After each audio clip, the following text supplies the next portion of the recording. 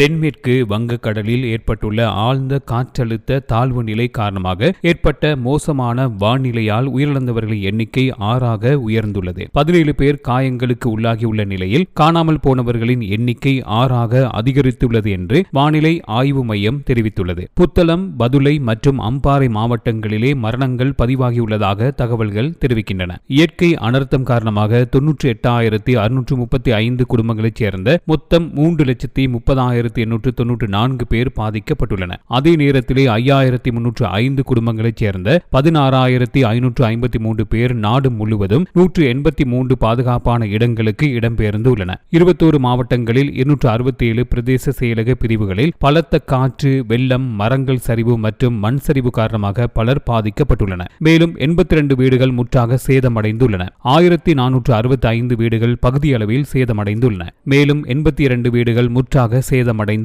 1,465 வீடுகள் பகுதியளவில் சேதமடைந்துள்ளன.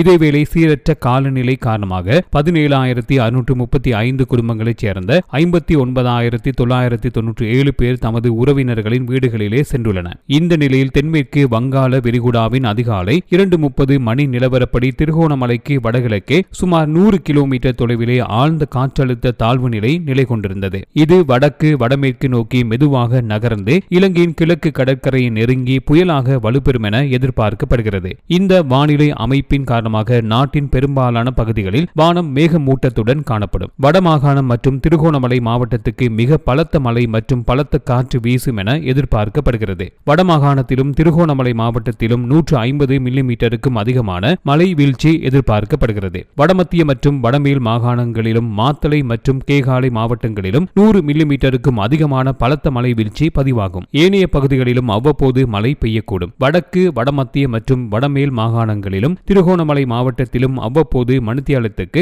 70 கிலோமீட்டர் வேகத்திலே பலத்த காற்று வீசக்கூடும். ஏனைய இடங்களில் காற்று மணிக்கு 50 கிலோமீட்டர் வேகத்திலே வீசக்கூடும் என்று வானிலை மையம் எச்சரித்துள்ளது.